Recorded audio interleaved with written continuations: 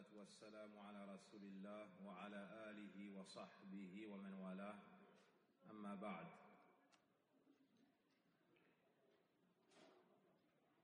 Voici le second cours des règles relatives au mariage en islam. Et ce deuxième cours portera sur le choix de l'épouse. Ce deuxième cours s'intitule « Comment choisir l'épouse ». La caractéristique première, يستحب أن يتزوج الرجل ذات الدين.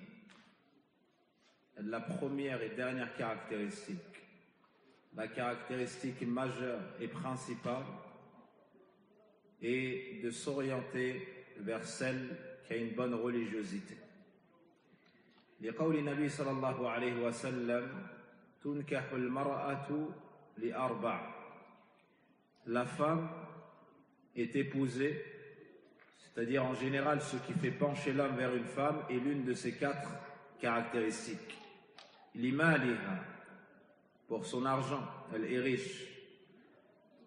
Wa hasabiha wa jamaliha, pour sa qualité sociale, sa noblesse, pour sa beauté. Walidiniha, pour sa religion.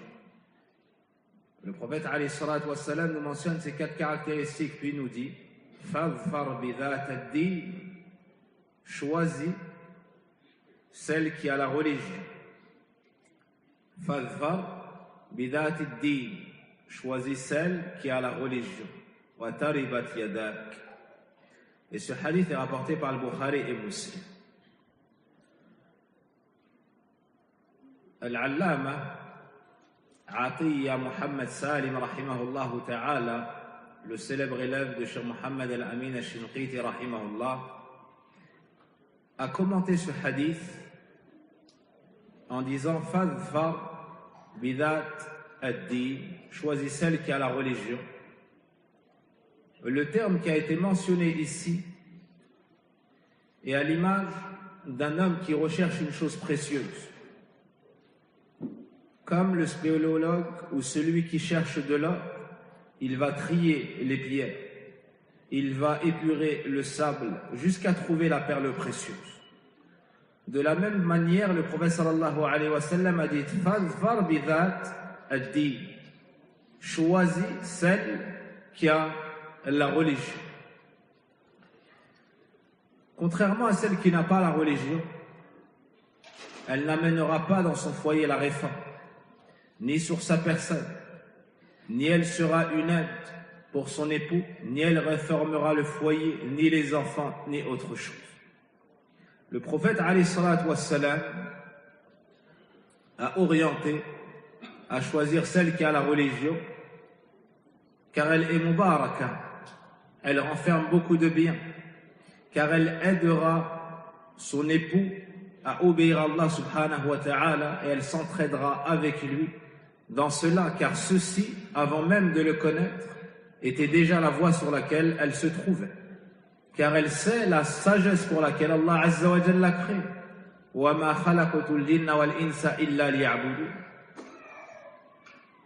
الله الذي خلق سبع سماوات ومن الأرض مثلهن يتنزل الأمر بينهن لتعلموا أن الله على كل شيء قدير وأن الله قد أحاط بكل شيء علما. Allah est celui qui a créé sept cieux et pareillement pour les terres. L'ordre descend entre les deux afin que vous sachiez. Donc ça, c'est une des sagesses pour laquelle Allah nous a créé et a tout créé, pour que vous sachiez qu'Allah est parfaitement omnipotent, parfaitement capable, et qu'il a embrassé de sa science toutes choses. Dhatuddin, celle qui a la religion, elle sait pourquoi Allah azza wa jalla l'a créée. Allah l'a créée pour qu'elle connaisse Allah et pour qu'elle adore Allah seul d'un culte sincère.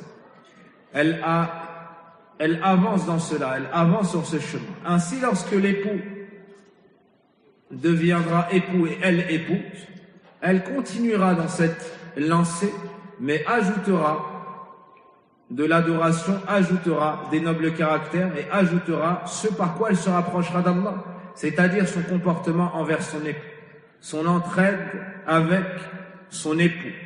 Elle l'aidera à mieux se rapprocher d'Allah Azza wa Jalla. Lorsqu'il sera heureux, elle se réjouira avec lui. Lorsqu'il sera triste, elle le réconfortera et l'amènera à relativiser la situation. Elle invoquera en sa faveur. Il ne verra d'elle que le bien. Il ne sentira d'elle que la bonne odeur. Il ne recevra d'elle que le bien. Il se réjouira de ses paroles, de son comportement et de son apparence. D'elle, il n'attend que le bien. D'elle, il ne voit que le bien. D'elle, il ne reçoit que le bien. Wal kamalu lillah. Mais la perfection n'appartient qu'à Allah subhanahu wa ta'ala. Contrairement à ceux qui disent, je vais épouser une femme, elle me plaît, elle est comme ceci et comme cela, mais elle n'a pas la religion. Mais ne t'inquiète pas, moi je vais la mettre sur le chemin droit. Ibn Uthaymin rahimahullah ta'ala a parlé de cette catégorie de personnes et a dit qu'ils sont dans l'erreur. Et il dit rahimahullah ta'ala ma kullifna bil mustaqbal. Nous n'avons pas la responsabilité du futur. Nous, ce qu'on sait, c'est le présent, l'état dans lequel elle est dans ce présent. Si elle désobéit à Allah Azza wa Jalla, elle est désobéissante envers son Créateur, n'attends pas qu'elle soit obéissante envers toi, la créature. Donc Ibn Uthaymin rahimahullah ta'ala dit c'est une conception faussée et erronée. Le futur, tu n'en as pas connaissance, tu ne sais pas si elle va revenir vers Allah Azza wa Jalla ou non.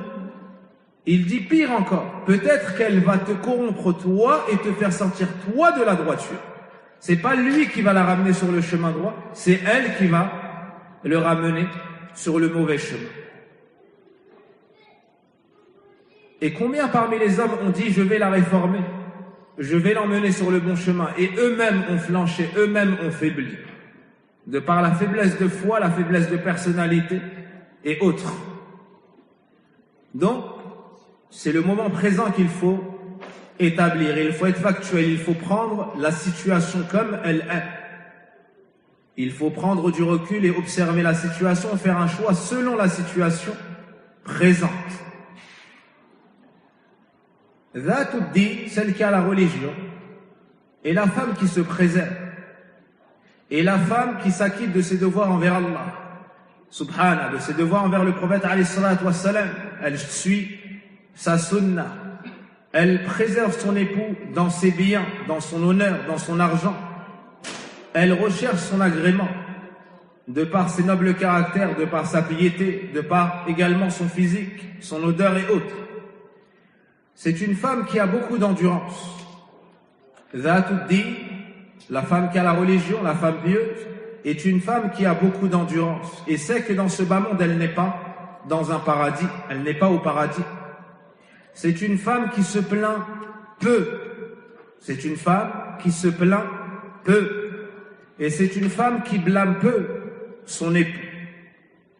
Ibn Uthaymin rahimahullah ta'ala nous dit, si à la religion, si à la piété, à la religiosité, on ajoute, c'est-à-dire qu'il trouve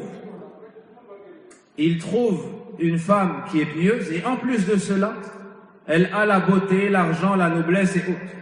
Ibn Uthaymin rahimahullah nous dit, hada nurun ala nur. Ceci, il y a un bien au-dessus d'un bien, un bien avec un autre bien. Ceci est l'excellence et c'est parfait. Mais notre question ici porte dans le cas où il y a un choix à faire entre celle qui a la piété et de la beauté et la seconde qui a beaucoup de beauté mais n'a pas la piété. Ibn Uthaymin rahimahullah ta'ala dit sans aucun doute, il faut choisir celle qui a la religion. Par exemple, il y a deux femmes. La première a la piété et a une partie de beauté. La seconde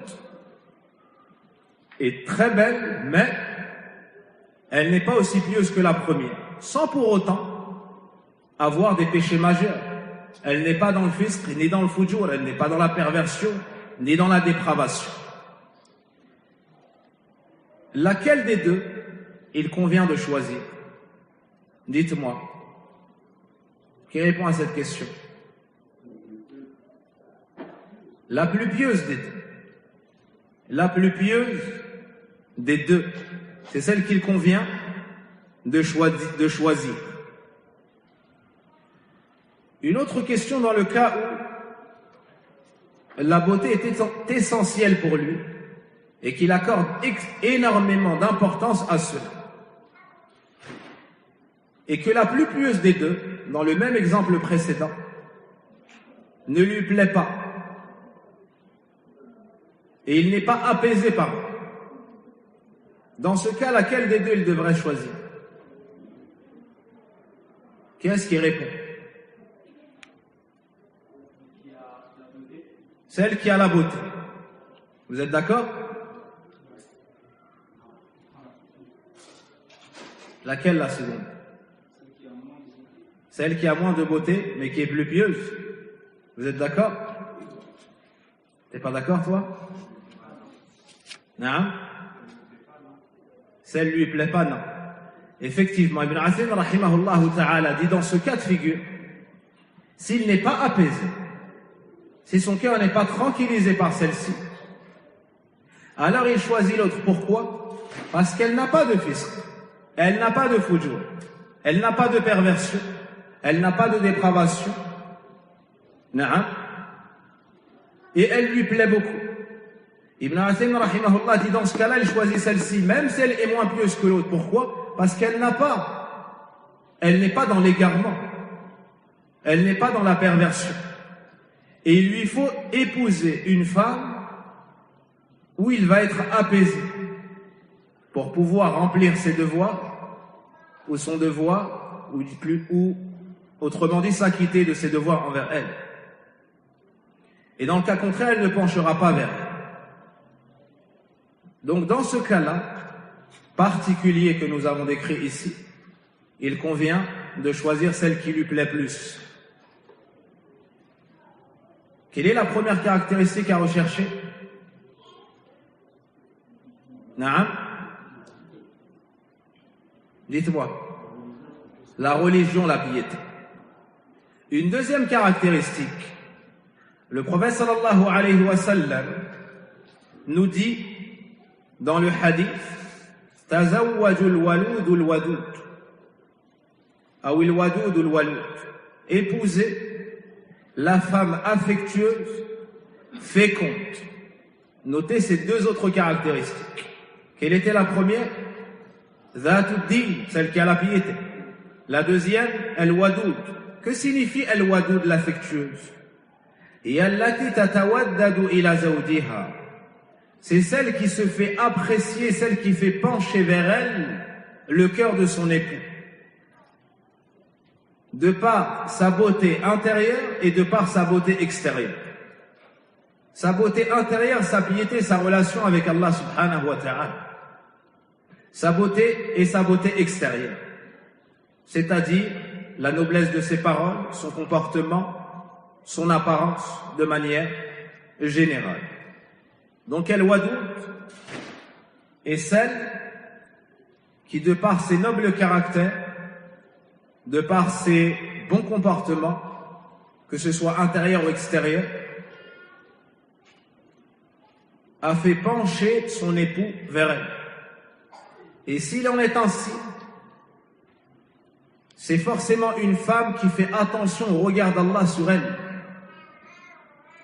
C'est forcément une femme qui fait attention au regard d'Allah Azza wa Jal sur elle, plus que le regard de son propre époux sur sa personne. Car durant sa présence, durant son absence, étant résidente, étant en voyage, étant dans son foyer, étant chez sa famille, elle craint Allah Azza wa Jal. Elle craint Allah Tabaraka wa Ta'ala. Et cela en réalité n'est qu'une branche de la première qualité. Donc, si elle veut entrer, si la femme musulmane veut être wadoud, si la femme musulmane veut être wadoud, elle se doit en premier lieu de réformer le lien entre elle et Allah. De savoir ce qu'Allah aime d'elle, veut d'elle. Elle l'apprend, elle le met en pratique, puis elle le propage au sein des sœurs de sa communauté. Aussi, elle apprend ses devoirs envers son époux, comment le satisfaire, ce qu'il aime, ce qu'il n'aime pas. et elle s'efforce de rechercher son agrément. La troisième caractéristique, al-walud. Que signifie al-walud? Ay kathiratul wilada, celle qui enfante beaucoup, celle qui fait beaucoup d'enfants. Et comment est-ce qu'on pourrait savoir qu'elle est walud alors que la majeure partie des jeunes filles qui se marieront seront bikr, n'auront jamais été mariées? Donc comment savoir cela? Et on verra que c'est une autre caractéristique mentionnée par le prophète alayhi salatu wassalam, al-bikr, celle qui n'a jamais été mariée. Donc, les savants disent en regardant dans ses proches, en regardant sa mère, est-ce qu'elle enfantait facilement? En regardant ses sœurs, ses tantes, les femmes de sa famille. Et les femmes de sa famille. Donc ça, c'est la recommandation du prophète alayhi salatu wassalam. Combien de caractéristiques avons-nous mentionnées? 3. Quelle était la première? Dhatu din. La deuxième? Al-wadoud. Que signifie al-wadoud? Celle qui se fait apprécier de son époux. Par quelle caractéristique? Parce qu'elle est anglophone, par exemple? Parce qu'elle est riche, par exemple? Par quelle caractéristique? Hein? Sa beauté intérieure et extérieure. Sa beauté et ses nobles caractères, en plus des choses physiques. Et al-walid. La quatrième caractéristique, celle qui convient d'épouser, al-bikr. Al-bikr, c'est la femme qui n'a jamais été mariée. Celle qui n'a pas connu les hommes. Celle qui n'a pas été mariée avant. Et la preuve de cela est le hadith de Jabir ibn Abdillah radiallahu anhuma. Il s'est marié et a informé le prophète sallallahu alayhi wa sallam, qui lui a dit: Abikran am thayyiba, as-tu épousé une femme qui n'a jamais été mariée, vierge si vous voulez, ou déjà mariée, par exemple veuve, divorcée? Il lui a dit bal thayyiba. Il lui a dit mais plutôt une femme qui a déjà été mariée, une femme qui a déjà été mariée. Et Jabir était un jeune homme radiallahu anhu. Le prophète alayhi salatu wassalam lui a dit: Halla bikran tula'ibuka wa tula'ibuha. Le prophète alayhi salatu wassalam lui a dit: pourquoi ne pas avoir choisi une femme qui n'a jamais été mariée? Tula'ibuka wa tula'ibuha. Donc le mieux à la base, comme on le verra, le mieux à la base, suite à ce qu'a rétorqué le prophète alayhi salatu wassalam, c'est al-bikr, c'est la femme qui n'a jamais été mariée auparavant. Le mieux, c'est celle-ci, pour plusieurs sagesses. Parmi ces sagesses, aucun homme n'a commercé avec elle avant cela. Parmi les sagesses, et ça suit, c'est une branche de ce qu'on a mentionné ici, c'est que son cœur n'a pas été rattaché à un homme auparavant. Il n'y aura donc pas de reste éventuel d'une union précédente, ni de comparaison possible. Ainsi ses pensées et son cœur ne seront pas partagés ni mitigés. Et en général, la femme est rattachée au premier qu'elle a connu. En général, elle est rattachée au premier qu'elle a connu. Ceci, comme on le mentionne avec précision, en général, ceci est la base. Et on peut trouver dans de nombreux cas que ça n'est pas une règle. On peut trouver dans de nombreux cas que ça n'est pas une règle, c'est-à-dire que la femme se marie et ça ne convient pas. Et elle n'aime pas cet homme. Plus tard, elle se remarie et son cœur est rattaché à cet homme, et ça se passe de la plus belle des façons, et Allah Azza wa Jal met entre l'affection et l'amour et ainsi de suite. Donc je l'ai dit et je le répète, afin que ce soit très clair, ça n'est pas une règle, mais c'est en général,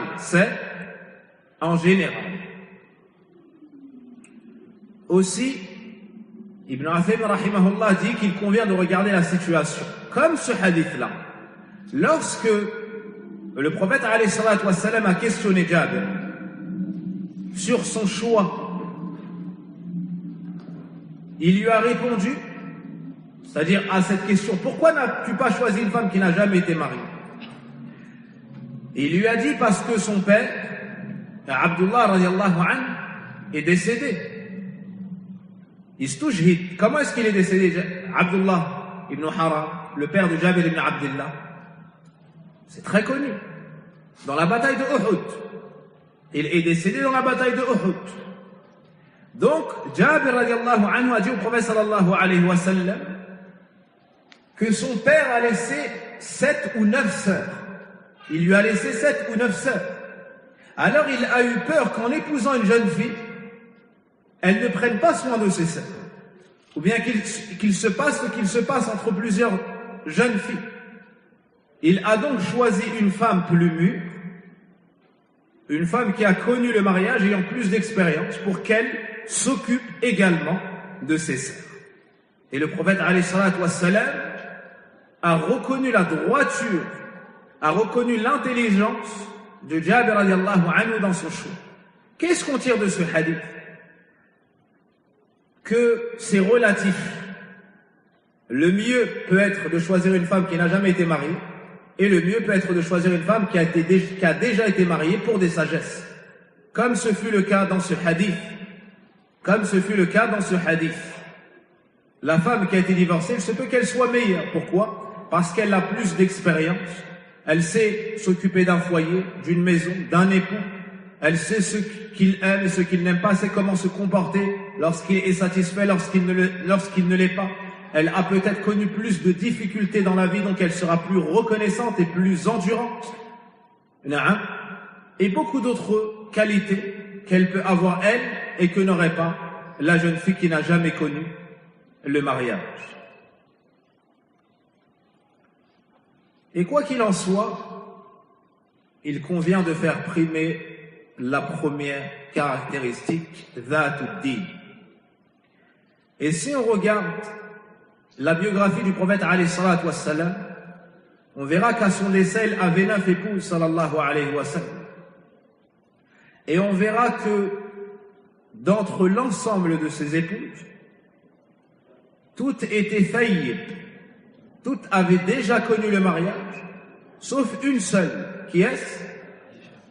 La mère des croyants, Aïcha radiyallahu anha. La mère des croyants, Aïcha radiyallahu anha.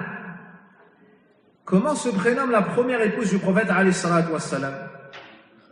Khadijatu bintu man? Khuwaylid. Khadijatu bintu Khuwaylid. Et la première épouse du prophète alayhi salatu wassalam, n'est-ce pas? Est-ce qu'elle était bikr ou thayyib? Est-ce qu'elle avait déjà connu le mariage ou non? Oui, elle avait déjà connu le mariage. À 2 reprises. À 2 reprises. Quel âge avait-elle? 40 ans.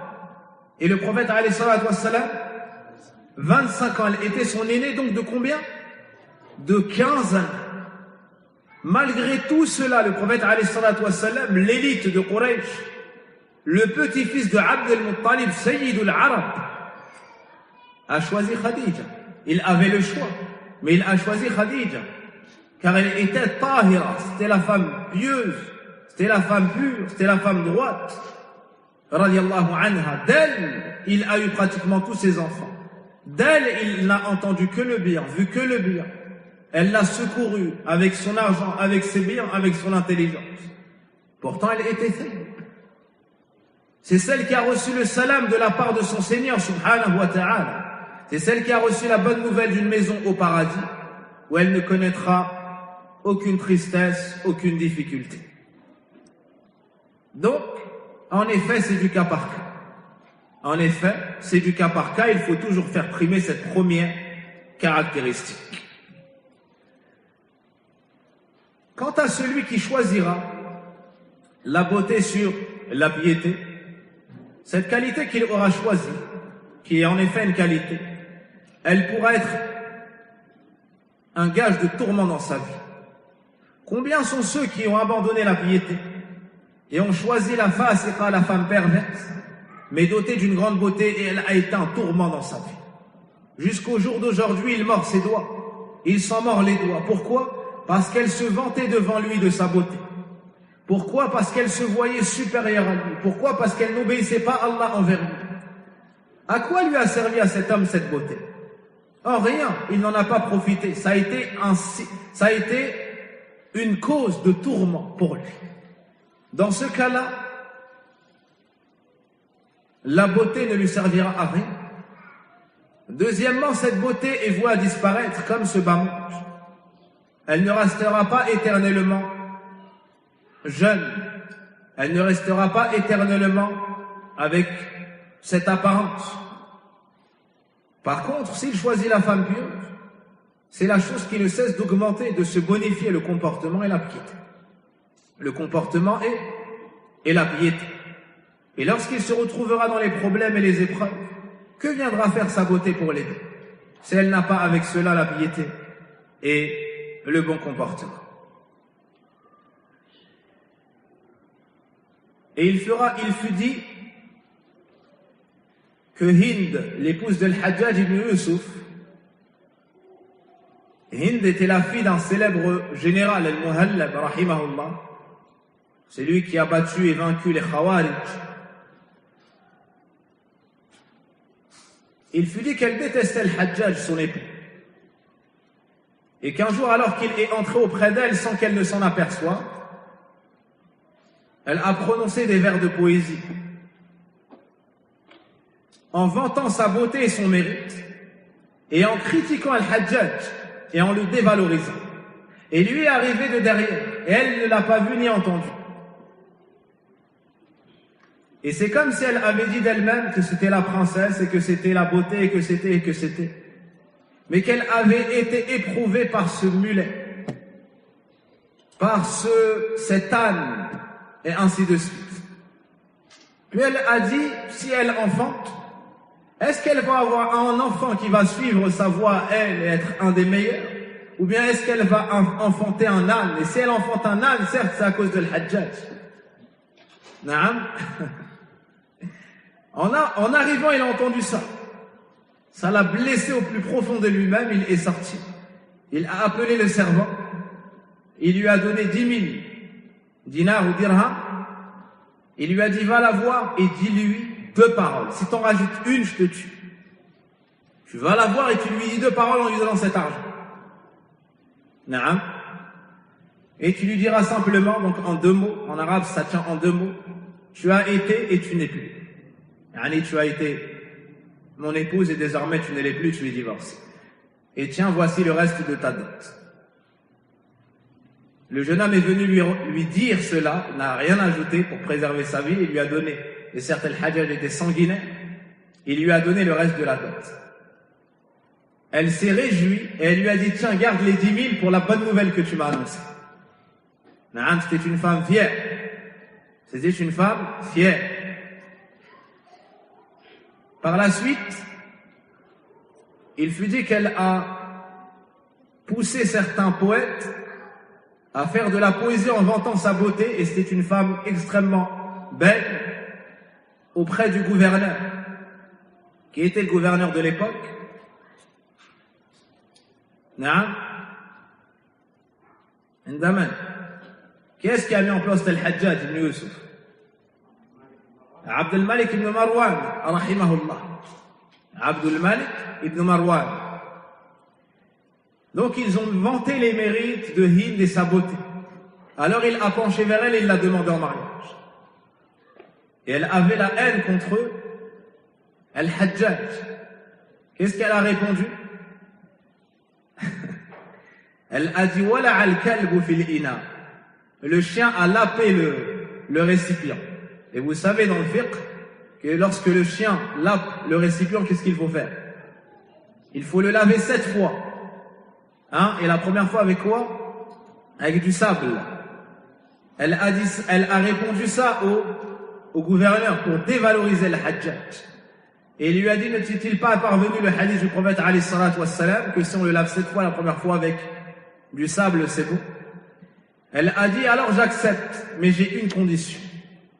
C'est que le Hajjaj soit celui qui dirigera mon chameau jusqu'au Sham. Donc de l'Irak, de Wasit, d'où l'appellation du livre Al-Wasitiyya, jusqu'à Al-Sham, pieds nus, la tête dénudée ou découverte. Al-Hajjaj a entendu cela, ça l'a humilié, mais il obéissait strictement au gouverneur. Alors elle est venue avec ses camarades et a été dirigée par Al-Hajjaj. Arrivée proche du Sham, elle a jeté une pièce d'or. Elle lui a dit, oh toi, ramasse ma pièce d'argent. Cherche ma pièce d'argent. Il a ramassé la pièce, il lui a dit, c'est une pièce d'or. Elle lui a dit d'argent. Il lui a dit d'or. Elle lui a dit d'argent, je te dis. Il lui a dit, tiens, c'est de l'or. Elle a dit, Alhamdulillah, à celui qui m'a remplacé l'argent contre de l'or. Vous avez compris? Alhamdulillah, à celui qui m'a remplacé, elle a fait exprès pour parler, pour dire que j'étais avec Al-Hajjaj, l'employé du gouverneur, et maintenant je me suis marié au gouverneur. Non. Mais le Hajjaj était très intelligent et malin. Il est arrivé de nuit et ils avaient fini le dîner. Alors Abdelmalik Marwan lui a dit, viens à la table et mange. En gros, les restes. Et le Hajjaj a répondu, ma mère m'a éduqué sur le fait de ne pas manger les restes des hommes. Dans cela également, il y avait un message. Alors Abdelmalik Marwan a compris que Hind était comme ce qu'a mentionné ici pour le Hajjaj. Alors il ne l'a pas approché. Mais Hind, à son tour, a fait preuve était une, je ne sais pas comment on peut dire au féminin, femme stratège. Et elle a demandé à une servante de faire venir le gouverneur. Et elle s'est embellie, elle a fait mine de faire tomber un collier. À la kulli hal, au final, il a approché son épouse. Tout ça pour dire que la femme très belle peut être une calamité pour l'époux. Ça n'était pas pour passer le temps. C'est ça la morale de l'histoire. C'est que la femme extrêmement belle, et très noble et riche, comme c'était le cas pour Hind, bint al-Muhallab, rahmatullahi alayhi, elle a été une calamité pour Al-Hajjaj. Et nombreux sont les récits de personnes qui ont visé la beauté et qui jusqu'au jour d'aujourd'hui se mordent les doigts car ils n'ont pas trouvé la paix. Car ils n'ont pas trouvé la paix de par la désobéissance, de par le mauvais comportement de cette épouse à qui Allah Azza wa Jalla a accordé beauté pour laquelle elle n'a pas dépensé.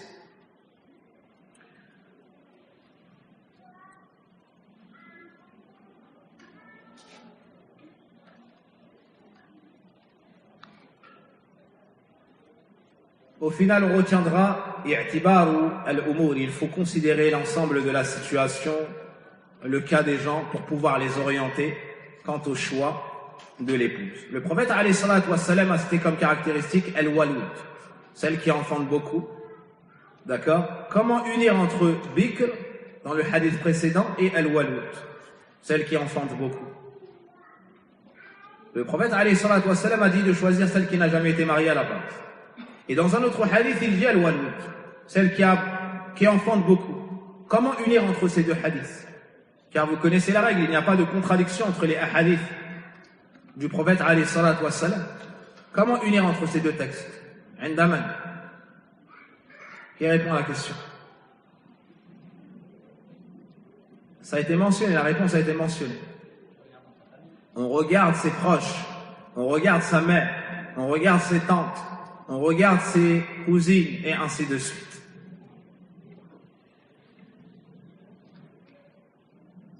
Le prophète alayhi salatu wassalam a cité une des sagesses de Al-Wadoud et Al-Waloud.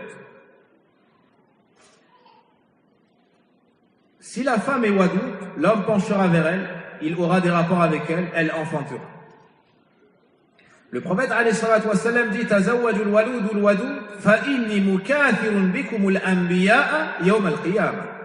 Imam Ahmad rahimahullah ta'ala nous rapporte que le prophète alayhi salatu wassalam, après avoir orienté quant au choix de l'épouse, il a dit: je me vanterai de vous devant les autres prophètes d'être la communauté du plus grand nombre.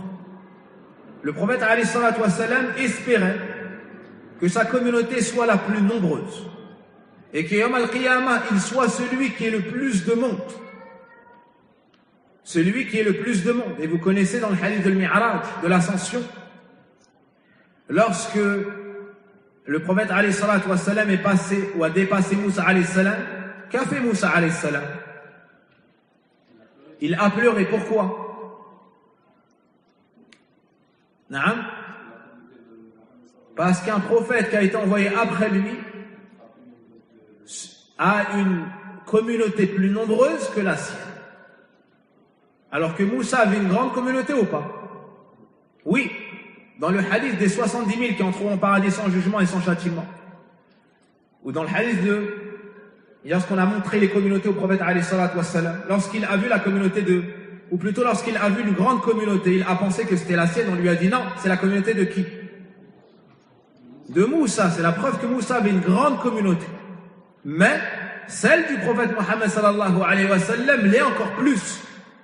Et c'était une des espérances du prophète alayhi salatu wassalam. Donc, ainsi on concrétise ce qu'a aimé et ce qu'a voulu avoir le prophète Mohammed sallallahu alayhi wa sallam. Ibn Atham rahimahullah ta'ala nous dit Kathratul awlad izzun lil ummah. Le grand nombre d'enfants dans la communauté est une noblesse et une puissance dans la communauté. C'est un bien, c'est un renforcement, c'est une noblesse, c'est une richesse. Non pas comme le pensent certaines personnes qui ont grandi ici et là et qui ont lu ceci ou cela. Ils disent que le fait d'avoir beaucoup d'enfants amène la pauvreté. Le fait d'avoir beaucoup d'enfants est une habitude d'arriéré. Ils disent, qu'allons-nous préférer, leur parole ou la parole de celui qui a été envoyé par Allah subhanahu wa ta'ala? Le prophète alayhi salatu wassalam dit فَإِنِّي مُكَاثِرٌ بِكُمُ الْأُمَمْ أو الْأَنْبِيَاءَ يَوْمَ الْقِيَامَةِ. Et ils disent non. Ils font prévaloir la raison, bien que la leur est malade, au texte. Et en réalité, la raison saine ne contredit pas les textes. Quant au Coran, Allah subhanahu wa ta'ala a mentionné sa grâce et sa faveur sur Banu Israël du fait qu'il leur a accordé beaucoup d'enfants et du fait qu'il a augmenté leur nombre. Dans Suratul Isra, وَجَعَلْنَاكُمْ أَكْثَرَ نَفِيرًا.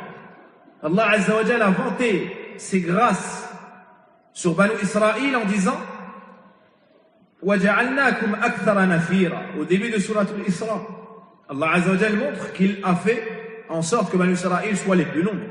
Il a mentionné ceci telle une grâce. Et lorsque Shu'aib alayhi salam a parlé à son peuple, il leur a dit وَاذْكُرُوا إِذْ كُنْتُمْ قَلِيلًا. Et rappelez-vous, lorsque vous étiez en faible nombre, فَكَثَّرَكُمْ. Et qu'Allah l'augmenta. Et qu'Allah l'augmenta. De cela on tire que le fait d'avoir beaucoup d'enfants, c'est recherché en islam, que c'est une noblesse, une richesse et une puissance. Quant à celui qui parle de pauvreté et ainsi de suite, c'est une personne qui ne connaît pas Allah. C'est une personne qui n'a pas lu le Coran. C'est une personne qui a un faible tawakkul ala Allah. C'est une personne qui ne sait pas que ça n'est pas lui qui apporte la subsistance, c'est Allah. Allah n'a-t-il pas dit dans le Coran, dans Surat Hud, وَمَا مِن دَابَّةٍ فِي الْأَرْضِ إِلَّا عَلَى اللَّهِ رِزْقُهَا. Il n'y a pas une bête sur la terre sans que ce soit Allah qui lui accorde sa subsistance. Sans que ce soit Allah seul, illa ala Allahi rizquha. L'exclusivité dans la donation du rizq est à Allah subhanahu wa ta'ala. Et lorsqu'Allah nous a informé dans le Coran la sagesse pour laquelle il nous a créés, il nous a bien exposé qu'il ne nous a pas créés parce qu'il avait besoin de nous ou pour qu'on lui donne la subsistance, mais c'est lui. Inna Allaha huwa ar-razzaqu dhul quwwati al-matin. C'est plutôt Allah, lui, le grand pourvoyeur. Allah, c'est khayr raziqin. Et Allah, c'est ar-razzaq. C'est le grand pourvoyeur. Celui qui donne après avoir donné, redonne après avoir donné, subhanahu wa ta'ala.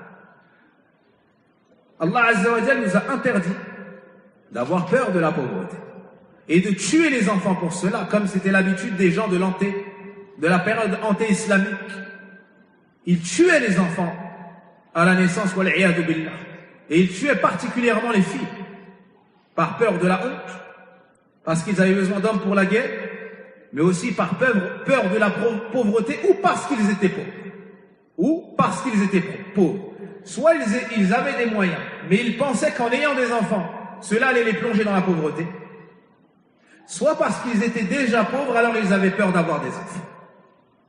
À l'image de ceux qui disent « Je vais avorter parce que je suis pauvre ». A'oudhu billah. Elle tue un enfant dont la subsistance est Allah. Elle tue l'enfant dont la subsistance est auprès d'Allah. Fama dhannukum bi rabbil alamin.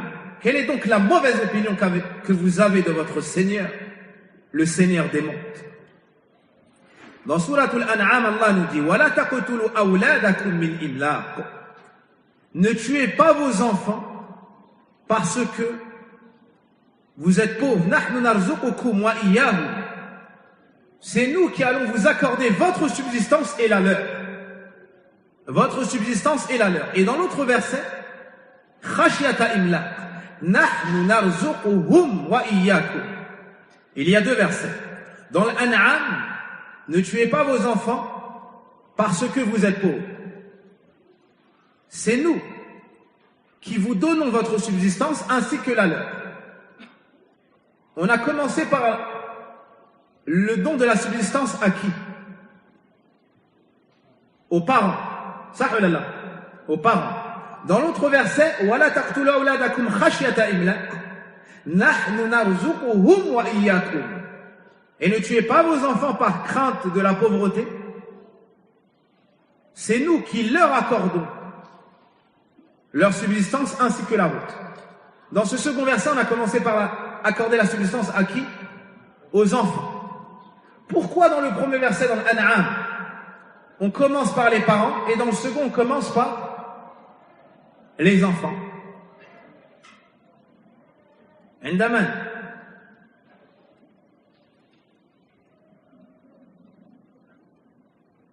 celui qui répond à cette question, je lui offre un parfum et je lui ajoute une boisson. Là, tu lèves la main, Aïcha. La chaleur amène l'intelligence. Tafaddal. Il est possible que la subsistance vienne de l'enfant, le pauvre, non? Non, c'est pas ça la réponse. Indaman. Deux boissons.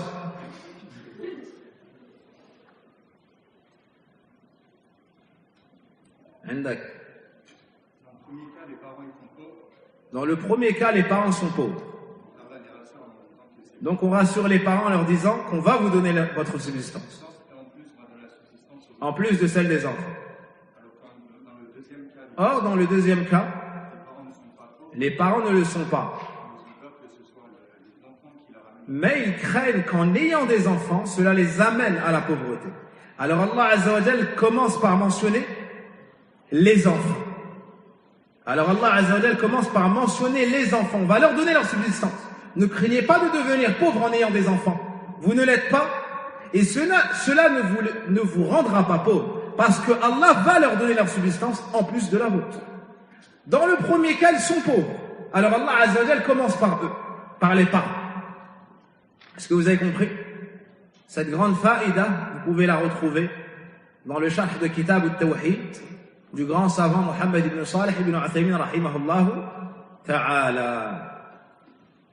Donc que les parents soient pauvres ou qu'ils craignent la pauvreté, Allah Azza wa Jal, c'est lui qui donne la subsistance. Aussi, combien parmi les époux vivaient ou parmi les célibataires vivaient dans la pauvreté? Le mariage les a quelque peu enrichis et les enfants les ont grandement enrichis.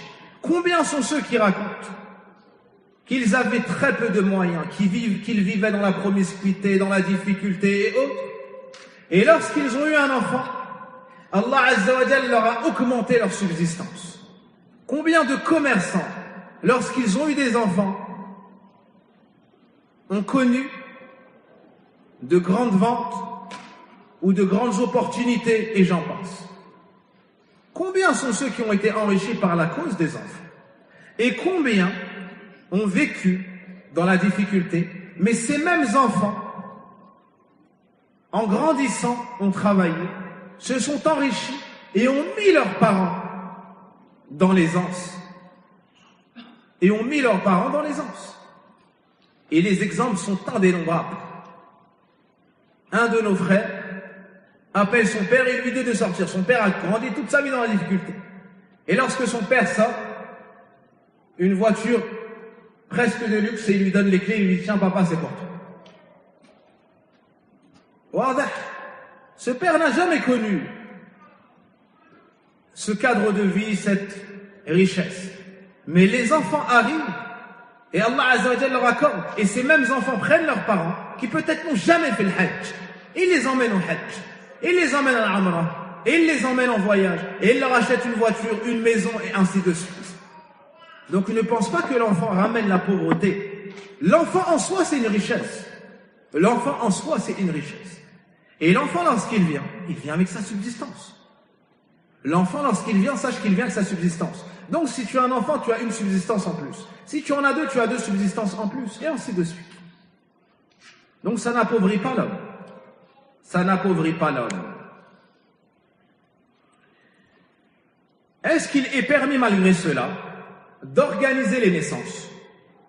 Est-ce qu'il est permis d'organiser les naissances? C'est-à-dire de viser un enfant une année, puis de chercher à ne pas avoir d'enfant une année ou deux, puis de rechercher à avoir un enfant, et ainsi de suite. Je ne sais pas si l'expression est bonne, tanzimul nasl, le fait d'organiser les naissances.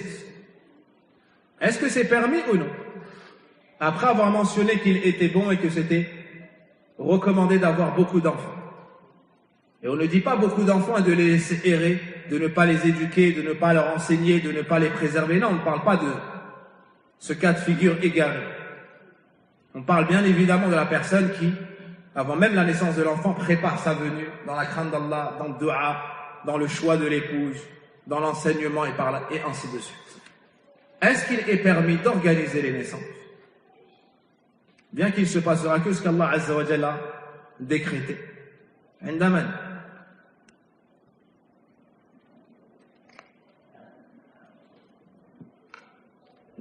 Non.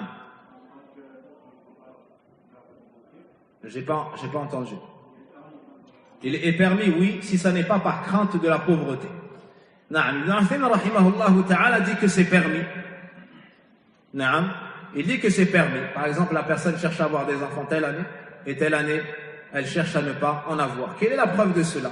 Mais il y a des conditions. Parmi la condition la plus célèbre, ça ne doit pas être par peur que l'enfant mange avec toi. Ça ne doit pas être par peur que l'enfant t'amène la pauvreté. Naam. Donc, c'est permis. Et la preuve, comme ça a été mentionné dans le hadith de Jabir, dans le recueil al-Bukhari, Kunna na'zil wal Qur'an yanzil. Jabir radiallahu anhu dit que les Sahaba kanu ya'zilun, qu'ils pratiquaient l'azl. L'azl, c'est le fait de commercer avec l'épouse ou avec la femme, na'am, et le fait de se retirer avant de finir, afin qu'il ne finisse pas en la femme pour pas qu'elle tombe enceinte. Pour pas qu'elle tombe enceinte. C'était le moyen qu'ils utilisaient pour que la femme ne tombe pas enceinte. Na'am. Et le fait d'avoir dit alors que le Coran descendait, c'est-à-dire que c'était du vivant du prophète alayhi salatu wassalam, et si ça avait été interdit, Allah subhanahu wa ta'ala aurait révélé à ce sujet. Une personne aurait pu dire oui, mais le prophète Mohammed sallallahu alayhi wa sallam ne savait pas. Quelle est la réponse à ça? Si le prophète sallallahu alayhi wa sallam ne sait pas, le Seigneur du prophète alayhi salatu wa sallam, lui le sait.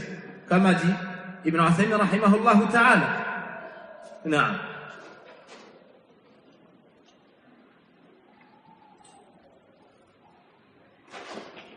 On a cité Dhatuddin, celle qui a la religion. Nous avons cité Al-Wadoud, l'affectueuse. Nous avons cité Al-Bikr, celle qui n'a jamais été mariée. Nous avons cité Al-Waloud, celle qui enfante beaucoup. On s'est arrêté là, 4 caractéristiques. La caractéristique suivante, Allati hiya jamila fi nadhariha, celle qui est belle dans son regard. La femme qui lui plaît. La caractéristique suivante, c'est la beauté. Pourquoi est-ce qu'on a dit celle qui lui plaît ou celle qui est belle dans son regard? Pourquoi pas dire Al-Jamila directement, celle qui est belle? Naam. Car la beauté est relative. Elle peut être belle chez lui, mais ne pas l'être chez l'autre. Le critère de beauté chez lui peut être la blancheur et chez l'autre la noirceur. Peut être la corpulence et chez l'autre la finesse, et ainsi de suite. Donc c'est relatif. Dans certains pays, ils engraissent littéralement les jeunes filles afin qu'elles soient très fortes pour être amenées au mariage. C'est une beauté, comme dans certains endroits en Mauritanie. Dans d'autres pays, on écarte les dents de devant, petit à petit, afin que le prétendant voie un espace entre ses dents. C'est signe de grande beauté. Dans d'autres pays, on perce les oreilles, le nez, tout ce qui est possible. C'est signe de beauté. Dans d'autres pays, et ainsi de suite. Donc la beauté est relative. La beauté est relative, et ça c'est une grâce d'Allah Azza wa Jal. Ça c'est une grâce d'Allah Azza wa Jal, tout comme lui aime les fruits acides, lui aime telle chose et lui aime telle autre, et ainsi de suite. De la même manière, Allah Azza wa Jal a facilité cette diversité afin que chacun trouve ce qu'il recherche. Al-Mughira ibn Shu'ba radiallahu anhu a mentionné au prophète alayhi salatu wassalam une femme qu'il a demandé en mariage. Comment appelle-t-on le discours de l'imam le vendredi, par exemple? Comment est-ce qu'on dit en arabe? Al-Khutbah. Et comment est-ce qu'on appelle la demande en mariage? Al-Khitbah. Al-Khutbah avec la dhamma, c'est le discours. Et la demande en mariage, c'est avec la kasra. Hein? Al-Khitbah. Al-Khitbah. Le prophète, alayhi salatu wassalam, lorsqu'il a entendu le Mughira dire qu'il souhaitait épouser telle femme, il lui a dit fanzur ilayha, idhhab fanzur ilayha. Et il lui a dit va et regarde-la. Fa innahu ajdaru an yu'dama baynakuma. Ça sera plus prompt à ce qu'on unisse entre vous deux. Donc notez parmi la sunna le fait de regarder le martouba, le fait d'aller voir le martouba. Une fois, ça suffit pas, 2 fois, ça suffit pas, 3 fois. La sunna, c'est pas obligatoire, mais la sunna est de regarder la femme que la personne souhaite épouser. Donc il a le droit de la regarder, de la voir, et elle a le droit de le regarder, de la voir. Ibn Uthaymin rahimahullah ta'ala dit même, il regarde de manière minutieuse, de manière attentive. Il regarde réellement afin de s'avancer dans un mariage avec clairvoyance. Pareillement pour elle. Et dans le hadith de Jabir, le prophète sallallahu alayhi wa sallam a dit إذا خطب أحدكم المرأة فإن استطاع ينظر منها ما يدعوه إلى نكاحها فليفعل. Lorsque l'un d'entre vous demande une femme en mariage, s'il en a la capacité, qu'il regarde ce qu'il peut et ce qui le pousse à l'épouser. Qu'il regarde ce qu'il peut et ce qui le pousse à l'épouser. La personne penche vers les femmes qui sont comme ceci, comme cela. Ben, elle va regarder si cette femme a ceci et cela. Le prophète, alayhi salatu wassalam, donc ce hadith est rapporté par l'imam Ahmed Abu Dawud, rahmatullahi alayhi. Le prophète, alayhi salatu wassalam, a cité la sagesse. فَإِنَّهُ أَحْرَى أَنْ يُؤْدَمَ بَيْنَكُمَا أَنْ يُؤَلَّفْ. Ça sera plus prompt, il y aura plus de probabilité à ce qu'on unisse entre les deux. Une autre sagesse que les savants mentionnent, si la femme sait qu'elle a été épousée après avoir été vue, ça va la valoriser. Ça va la valoriser parce qu'elle sait qu'il a penché vers elle après l'avoir vue. Après l'avoir vue. Et les ulama ont cité, plusieurs ulama ont cité dans leur livre, comme Abu Daoud, At-Tirmidhi et autres, Babu al-Nazari ila al-mar'ati idha arada an yatazawwajaha. Le chapitre de celui qui regarde la femme dès lors qu'il souhaite l'épouser ou la demander en mariage. Il y a des conditions à cela. Parmi les conditions, il doit avoir la ferme intention de la demander. Il n'a pas le droit de la regarder pour remplir son regard ou par shahwa, par désir. Par désir, c'est haram. Wa kullil mu'minin yaruddu min absarihim. Et dit aux croyants de baisser leur regard. De baisser leur regard. Mais dans ce cas-là, pour la grande maslaha, pour la grande utilité, on a permis à l'homme de regarder. De regarder avec intention. Mais il doit avoir la ferme intention de la demander en mariage. L'autre question qui se pose, Mallavi yanzuru ilayh. Que peut-il regarder? Que peut-il regarder? Yanzuru ma yadhharu ghaliban. Il peut regarder ce qui apparaît en général chez cette femme dans son foyer. Dans son foyer, il est susceptible d'y avoir qui? Hein? Son père? Qui d'autre? Son frère? Ses sœurs? Son oncle? Son neveu? Et ainsi de suite. Comment devant ces hommes-là, la femme normale serait? Elle serait en tenue de maison, n'est-ce pas? À ce moment-là, il peut regarder son visage, et c'est le plus important. Il peut regarder aussi ses mains. Il peut regarder ses avant-bras. Il peut regarder son cou. Il peut regarder sa tête. Il peut regarder ses cheveux. Il peut regarder ses pieds. S'il arrive, le prophète sallam a dit, si tu en as la capacité, mais il se peut qu'il ne réussisse pas à regarder ça. Puis comment est-ce qu'il va s'organiser pour voir cela? Il y a deux manières. Soit il va s'organiser avec son wali, son responsable. Donc il va prendre rendez-vous, il va venir à leur domicile. Il va s'entretenir avec son père, il va s'asseoir avec son père, discuter avec son père. Et ensuite on va faire entrer celle qui souhaite épouser. Elle va venir par exemple servir le thé, ou elle va déposer quelque chose, ou elle va venir même s'asseoir. Et lui il va la regarder. Avec pudeur, mais il va la regarder. Avec gêne, mais il va la regarder. Parce que l'affaire est très importante. Il s'agit de mariage, de descendance, et ainsi de suite. La deuxième manière, yartabi'u laha. Il la regarde à son insu, c'est-à-dire qu'elle n'est pas informée. Il sait qu'elle va passer par tel endroit. Il se met dans un endroit et il la regarde pour voir si elle lui plaît ou non. Pour voir si elle lui plaît ou non. Dans le hadith, un compagnon a escaladé un muret et il a regardé une jeune fille. C'est un sahabi. Alors un tabi'i lui a dit wa tasna'u dhalik wa anta sahibu rasulillah. Toi tu fais ça alors que tu es le compagnon du messager d'Allah? Il lui a dit na'am, oui je fais cela. Puis il lui a mentionné le hadith du prophète alayhi salatu wassalam qui permettait cela. Donc il doit avoir la ferme intention de vouloir le mariage, La deuxième condition, c'est ce qu'il peut regarder. Donc ce qui apparaît en général. La troisième condition, يغلب على ظني أن مثلها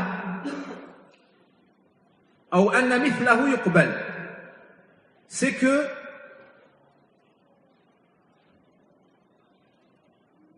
il pense qu'il peut être accepté en tant que prétendant dans cette famille. Ils pensent qu'ils peuvent accepter. S'il sait que c'est peu probable qu'ils acceptent, alors il n'a pas le droit de la regarder. Un exemple, il demande la fille du roi de tel pays.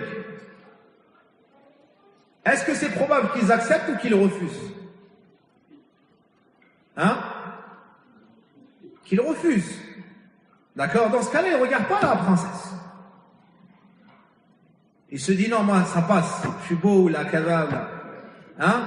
Ça passe pas. En général, ils vont refuser. N'est-ce pas? En général, ils vont refuser. À ce moment-là, il n'a pas le droit de regarder celle-ci. Il n'a pas le droit de regarder cette femme-là, cette princesse. La condition suivante, quelle était la première? Son intention doit être déterminée dans sa démarche. La deuxième, c'est ce qu'il pourra regarder, ce qui apparaît en général. La troisième, c'est qu'il pense être accepté. Sa demande peut être acceptée. C'est probable qu'ils acceptent ou ils pensent. La condition suivante, la yajuzu an yakhluwa biha. Il n'a pas le droit de rester en privé avec eux, sans qu'il n'y ait avec eux un mahram. Sinon le troisième des deux sera qui? Al-shaytan. Sinon le troisième des deux sera Al-shaytan.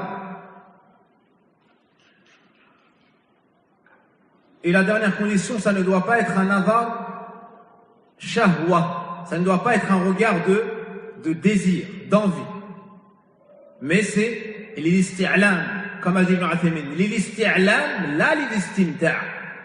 C'est pour savoir comment elle est et non pas pour se faire plaisir. C'est pour savoir comment elle est et non pas pour tirer du plaisir ou se faire plaisir littéralement.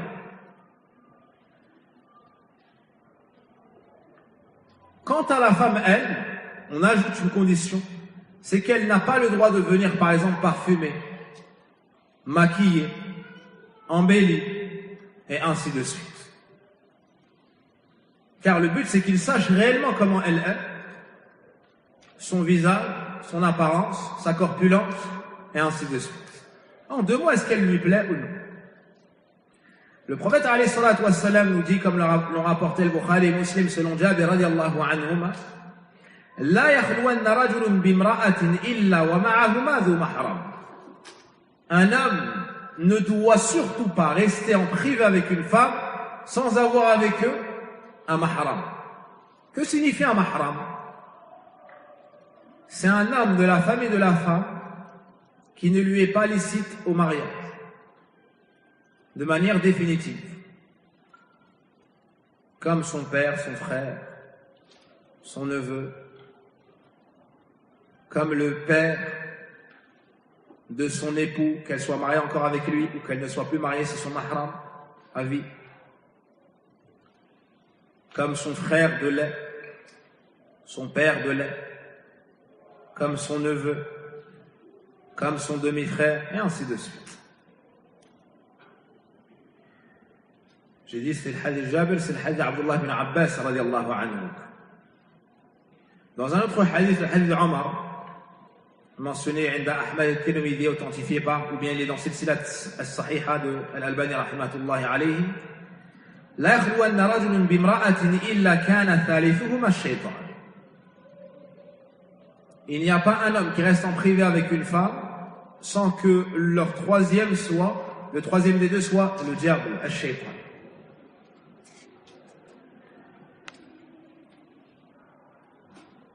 Et certains appellent à la fréquentation avant le mariage. Certains appellent à la dépravation avant le mariage et disent qu'il ne peut pas se marier avec elle si ce n'est après avoir goûté. Il ne peut pas se marier avec elle si ce n'est après avoir joué, si ce n'est après avoir été sorti avec elle et l'avoir emmenée au restaurant et avoir fait.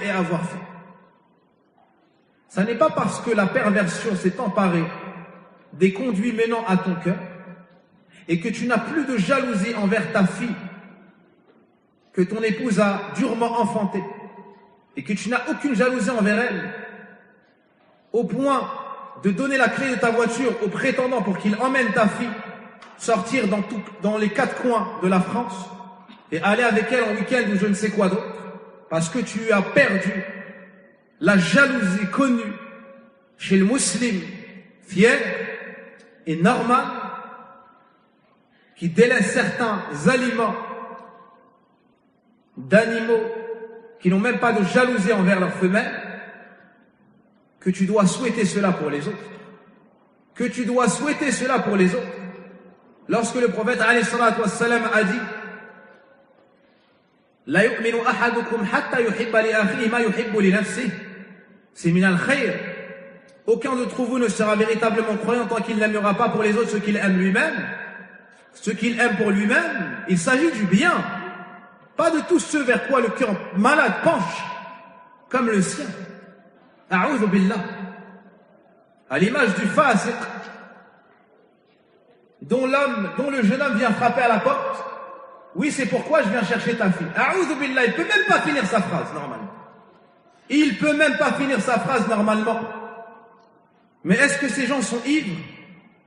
Ou est-ce qu'ils ont trop consommé de rizzi? Est-ce que ces gens sont malades? Comment est-ce qu'il peut laisser sa fille, la prunelle de ses yeux, celle qu'il a éduquée, élevée, partir avec un homme comme cela? Et il lui dit, ne rentrez pas trop tard, vous faites attention, ou bien je ne sais quelle parole batira. Toi, fais attention à ta fille, subhanallah al-azim. Et tu trouves des gens s'affiliant à l'islam, s'affiliant même peut-être au prêche ou à l'enseignement, qui dispensent ces enseignements sataniques. Puisse Allah Azza wa Jalla nous en préserver et nous guider. Donc il faut le juste milieu. Certains disent, non, s'il veut l'épouser, il l'épouse comme ça, mais il ne pourra pas l'avoir. Et d'autres sont à l'autre extrême. Et disent, il l'apprend, il sort avec elle, il apprend à la connaître, et ainsi de suite. Il passe la nuit au téléphone avec elle, et ainsi de suite. Non, il faut le juste milieu, c'est l'islam. Il vient la voir, il regarde elle ce qui le pousse au mariage, il regarde si elle lui plaît, si elle ne lui plaît pas. Et il fait les démarches, il rentre par la porte. Wa'tul abwab, wa'tul buyut, min abwabiha.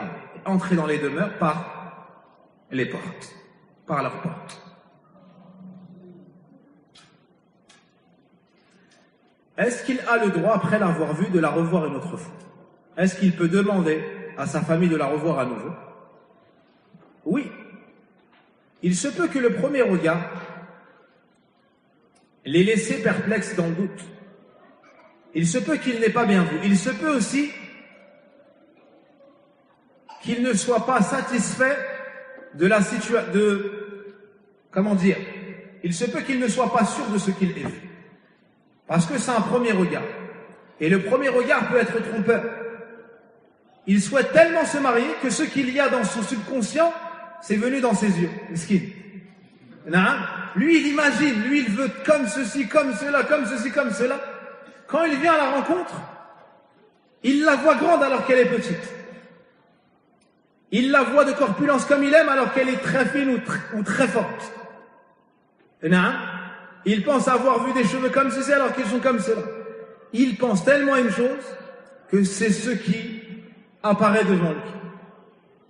Mais une fois qu'il la revoit, il dit, elle est où?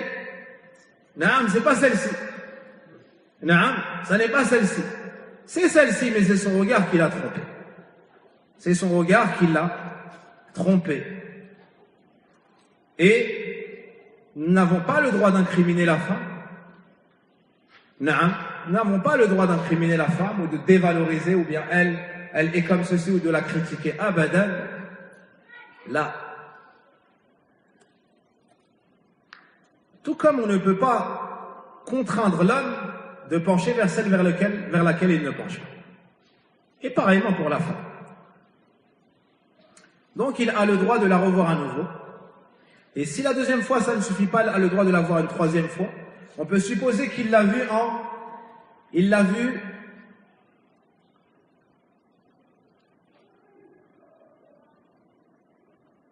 en février. Il l'a vu en janvier. Puis il y a eu le Covid, n'est-ce pas? Et on est au mois d'août, n'est-ce pas? C'est ça? Et là, on est au mois d'août, on lui dit alors, il se souvient même plus. Il se souvient même plus, donc il va demander à la revoir. Il va demander à la revoir. Il se souvient plus, est-ce qu'elle lui convient ou non? Naam. Quant à la femme, par la grâce d'Allah Azza wa Jal envers nos faibles personnes, elles ne sont pas aussi compliquées que les hommes. Naam.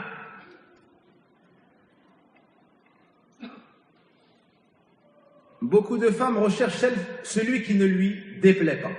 Et beaucoup d'hommes recherchent celle qui lui plaît énormément.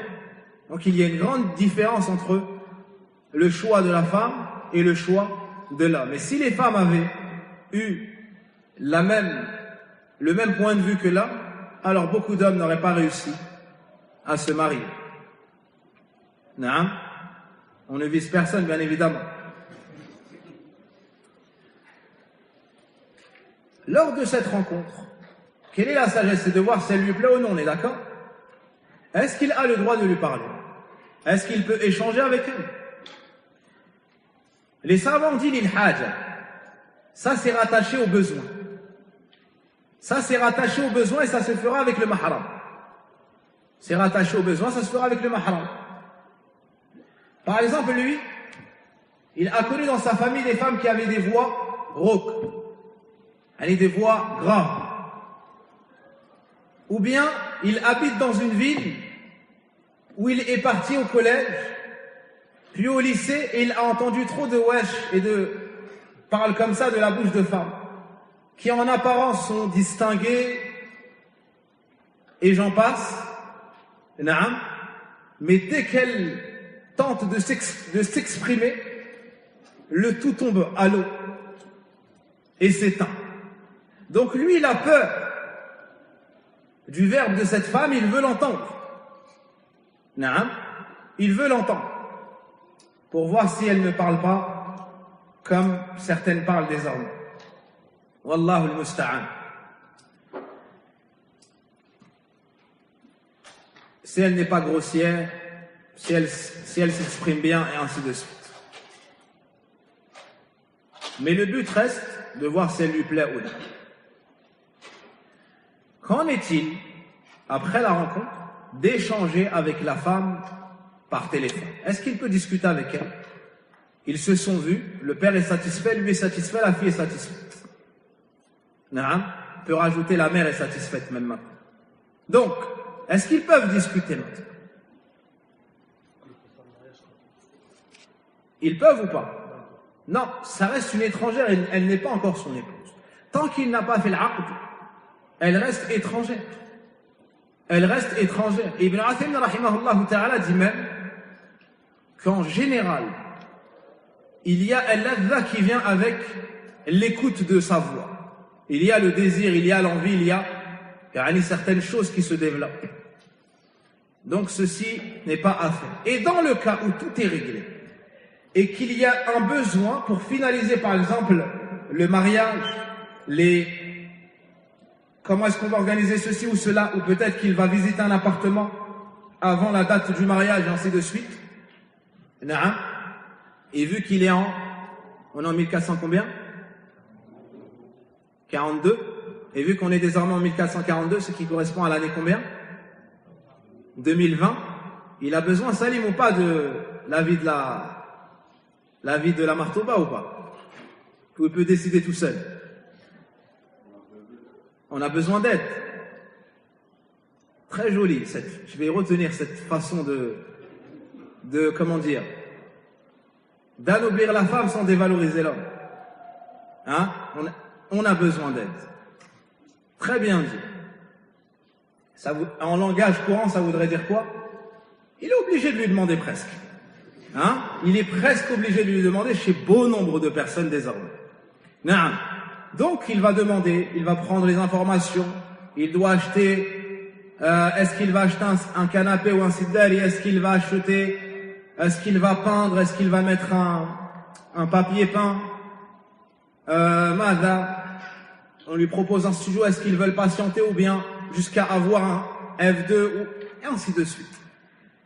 Les invités, le repas, le menu, il peut avoir besoin de communiquer avec elle pour avoir certaines informations. Probablement, il peut le faire par intermédiaire et peut-être qu'il a besoin pour certaines choses de passer par elle. Il le fera en présence de son mahram.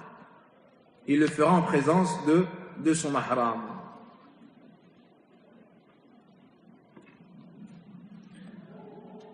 Voici celle qu'il convient de demander en mariage. Voici celle qu'il convient de demander en mariage. Et on a dit qu'il était recommandé de la voir avant. Il était recommandé de la voir avant. Passons maintenant à celle qui n'est pas permis de demander en mariage. Nous avons vu dans un cours précédent que l'islam encourageait au mariage. Nous avons vu dans ce cours-là quelle femme il convenait de demander. Naam. Voyons maintenant celle qu'il n'est pas permis de demander avant de passer à celle au prétendant qu'il convient d'accepter. Il y a des textes pour les femmes. Y a-t-il des textes pour les hommes également? Naam, il y a des textes pour les hommes. Et c'est ce qu'on verra, incha'Allah ta'ala, dans le prochain cours. Lorsqu'un homme vient demander la fille, la sœur ou autre, quelles doivent être les caractéristiques qui vont nous pousser à l'acceptation de ce dernier, de sa demande. Notez celle qui ne nous est pas permis de demander en mariage. Car ça n'est pas toute femme qu'il est permis de demander en mariage. Il est interdit de demander en mariage de manière explicite la femme qui est dans sa idda, dans sa période de viduité. Il est interdit de demander en mariage la femme qui est dans sa période de viduité alors que son époux peut la reprendre. Il est interdit de la demander tasrihan wa ta'ridan. Tasrihan, ça veut dire avec des mots explicites desquels nous ne pouvons comprendre que la demande de mariage. Par exemple, je la demande en mariage. Marie-moi ta fille. Est-ce que tu acceptes le mariage? Ça, c'est tasrih. C'est littéralement une demande en mariage explicite. C'est interdit.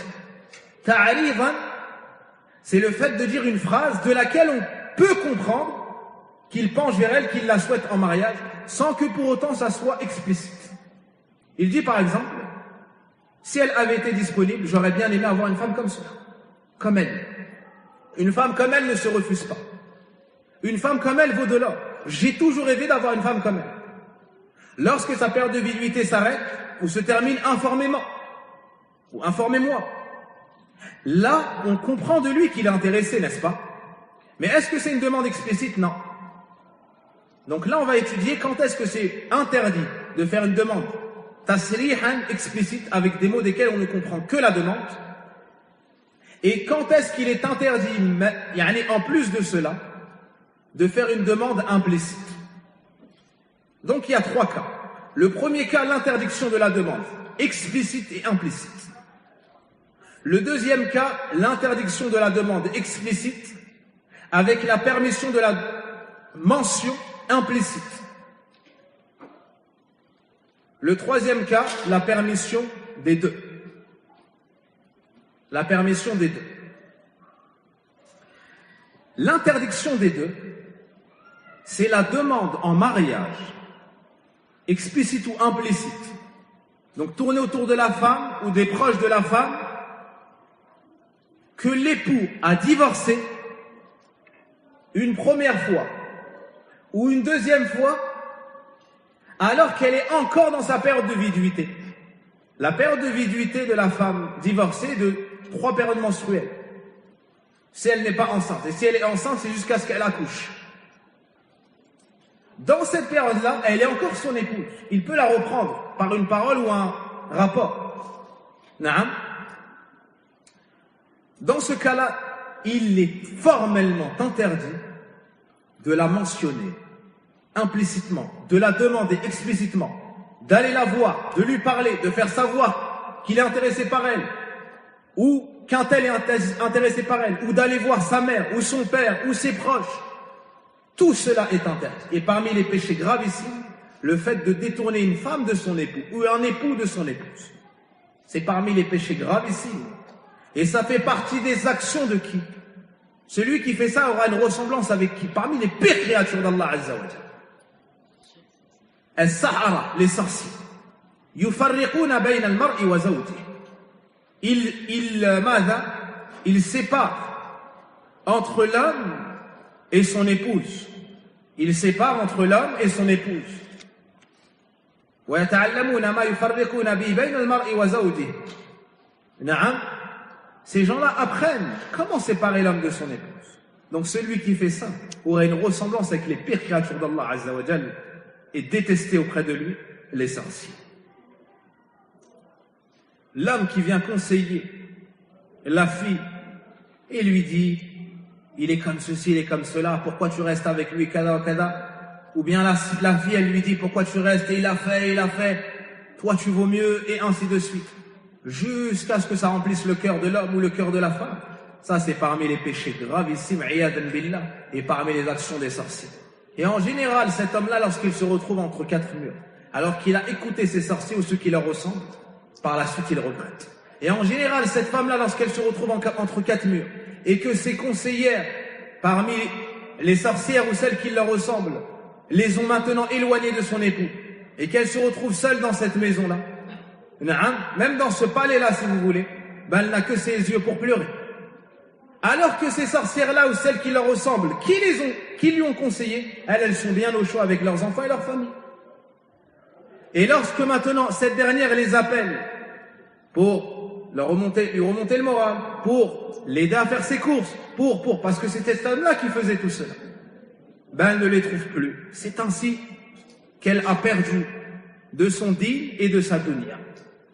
Et c'est ainsi que lui a perdu de son din et de sa dunya.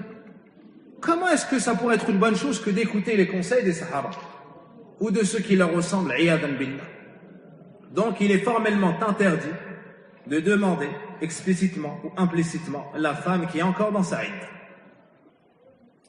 Maintenant, les cas où il est permis de la mentionner ta'ridan la tasrihan. Les cas où il est permis de la mentionner implicitement, mais pas explicitement. C'est dans le cas de la femme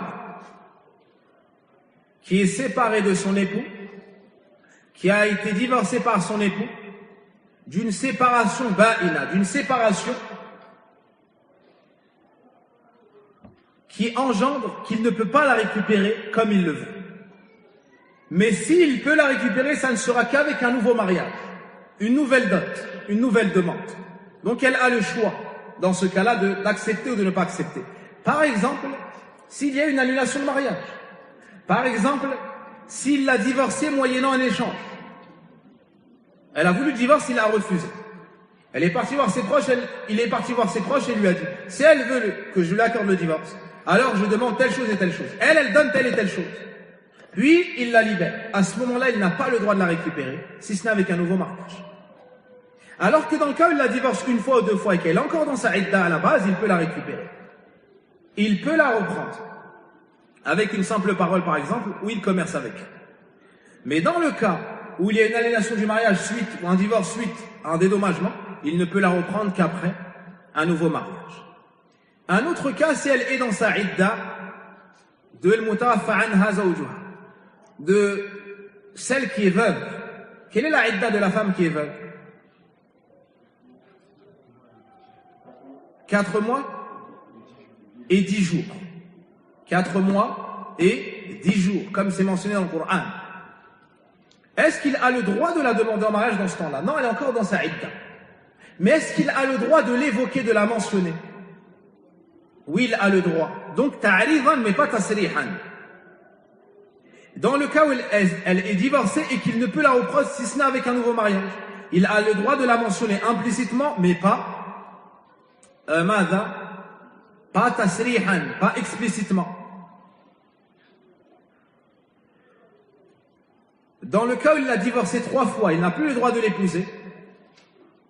Tant qu'elle ne s'est pas remariée avec une personne, qu'elle n'a pas consommé le mariage, ensuite il se sépare, suite à un décret d'Allah, soit par un décès, soit par un divorce, ou une annulation de mariage. Mais elle n'a pas le droit de faire ça, ils n'ont pas le droit de s'entendre, pour dire on va se marier, consommer le mariage, ensuite tu me divorces, comme ça je reviens à mon premier mari. Ça c'est haram, et en plus ça n'amène pas ce résultat-là. Si elle fait cela volontairement après une entente, ben elle n'est pas licite malgré tout à son premier époux. La preuve de cela dans Surat al-Baqarah, le verset 235, si vous pouvez m'apporter la traduction des sens du verset, al-Baqarah 235. Allah subhanahu wa ta'ala nous dit وَلَا جُنَاحَ عَلَيْكُمْ فِي مَا عَرَّضْتُمْ بِهِ مِنْ خِطْبَةِ النِّسَاءِ. Il n'y a pas de mal et vous ne commettez pas de péché ou de faute si vous mentionnez la demande des femmes de manière implicite. De manière implicite. Ce qui est sous-entendu, c'est que s'il mentionne cela de manière explicite, est-ce qu'il a fait un mal ou pas? Oui, il a fait un mal. Parce qu'on dit qu'il n'y a pas de mal si c'est de manière implicite. Ce qu'on comprend, c'est que de manière explicite, il y a un mal. Il y a un mal. De manière implicite, quoi comme exemple? Il dit une femme comme ça, c'est un but. Une femme comme ça, c'est un trésor de l'amour. Il dit j'aurais tant aimé épouser une femme comme cela, si seulement Allah me facilitait cela.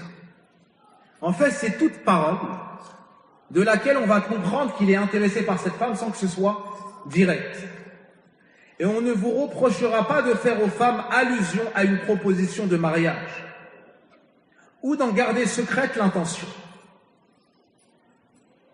Allah sait que vous allez songer à ces femmes, mais ne leur promettez rien secrètement sauf à leur dire des paroles convenables. وَلَا جُنَاحَ عَلَيْكُمْ فِي مَا عَرَّضْتُمْ بِهِ مِنْ خِطْبَةِ النِّسَاءِ أَوْ أَكْنَنْتُمْ فِي أَنفُسِكُمْ عَلِمَ اللَّهُ أَنَّكُمْ سَتَذْكُرُونَهُنَّ وَلَكِنْ لَا تُوَاعِدُوهُنَّ سِرًّا إِلَّا أَن تَقُولُوا قَوْلًا مَعْرُوفًا.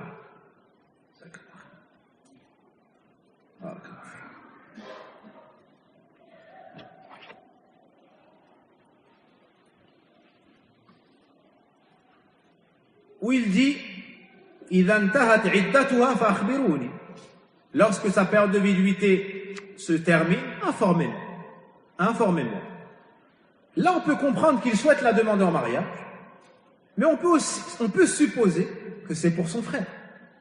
On peut supposer que c'est juste à titre informatif. On peut supposer qu'il veut proposer sa sœur à cet homme-là. Et ainsi de suite. Donc là, c'est ta'arivan, c'est pas explicite, ça n'est pas tasrihan. Donc, celle à qui il peut faire at-ta'rif, il peut faire savoir qu'il souhaite implicitement, c'est al-mubana. C'est celle qui a été divorcée de son époux, de son vivant, qui s'est séparée de son époux, d'une séparation des suites de laquelle son époux ne peut la reprendre, si ce n'est avec un nouveau mariage, avec un nouveau contrat de mariage. Ça englobe la femme qui a été divorcée 3 fois. Ça englobe la femme qui a été divorcée suite à une compensation qu'elle a donnée à l'homme.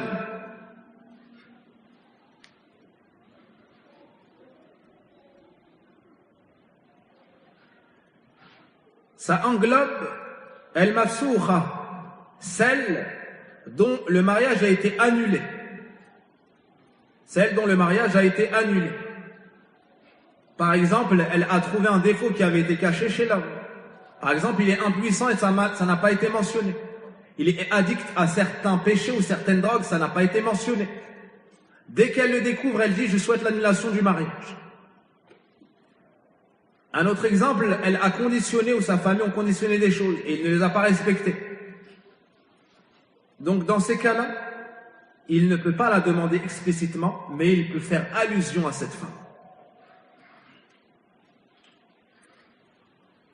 Quant à l'époux lui-même, celui qui a divorcé cette femme, alors qu'elle est dans sa idda et qu'il peut la reprendre, lui il a le droit. Alors qu'elle est dans sa idda, lui il a le droit de la demander explicitement ou implicitement.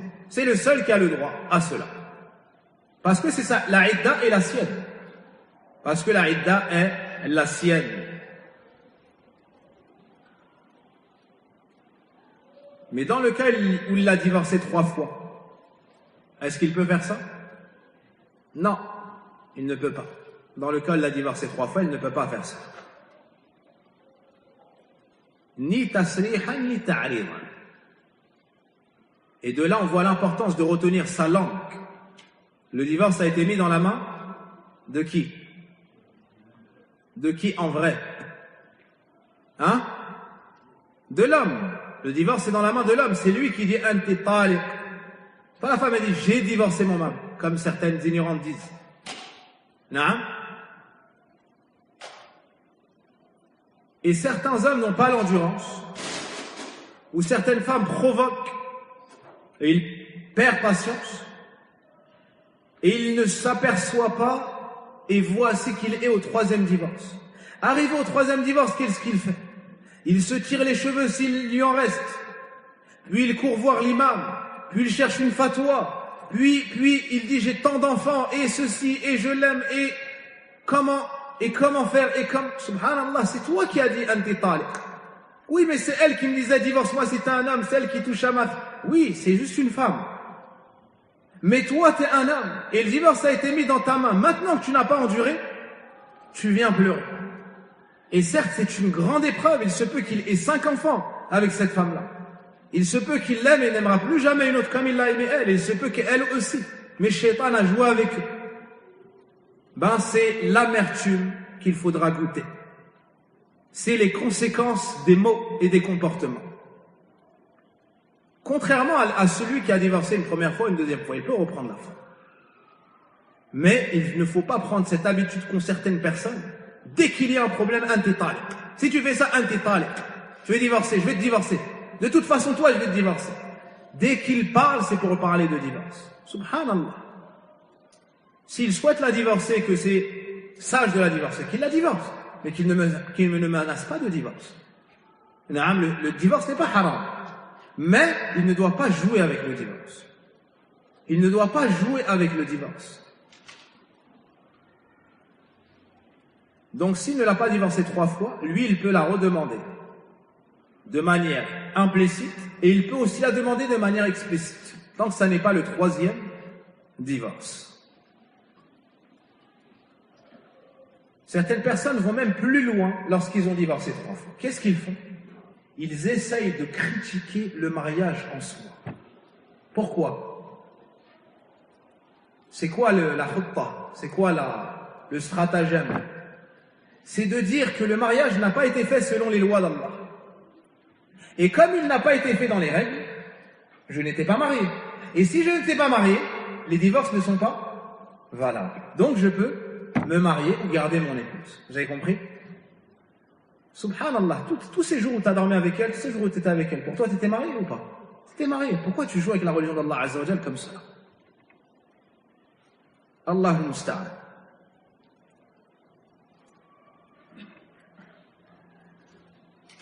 Al-Raj'iyya, c'est la femme qui a été divorcée par son époux, mais il peut encore la récupérer.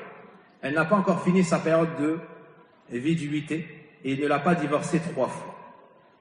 Celle-ci, il n'est pas permis de la demander en mariage, ni implicitement, ni explicitement, car l'homme peut la reprendre. Et personne n'a le droit de personne n'a le droit de la détourner de son époux. Certaines personnes, par exemple, vont aller voir la famille de la femme et dire « Moi, je la demande en mariage, moi, je la souhaite, j'ai telle situation, j'ai mon appartement, j'ai telle voiture, j'ai telle qualité sociale et telle richesse, et j'ai une affaire, j'ai une entreprise. » Et lui, miskin, il n'est pas méchant, mais il n'a pas de moyens, une fille comme vous, il lui faut quelqu'un comme moi, et kaza. Et je vais vous offrir ça, et je l'emmène là-bas, et je vous offre ça. Il commence à ramener son CV chez une femme qui est, subhanallah, et encore avec son mari. A'udhu billah, shayatin al-ins. Shayatin al-ins, ces gens-là sont des shayatin. Na'am. Où il y a eu la séparation, et lui, il peut la reprendre. Mais lui, du fait qu'il fait ça, alors la famille vont empêcher la femme de retourner chez son époux qui la redemande. Pourquoi? Parce que maintenant, il se voit une issue favorable avec ce nouveau. Or, ce dernier est mauvais. Ce dernier est mauvais. Na'am.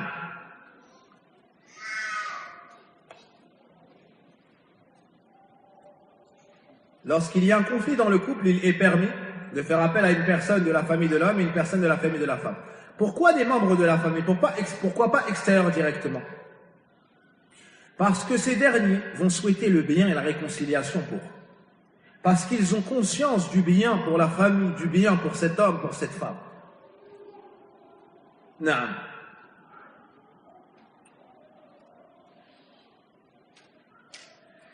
Est-ce que c'est permis, si la femme a des difficultés avec cet homme-là, par exemple il est méchant, ou il est pauvre, ou bien ceci ou cela,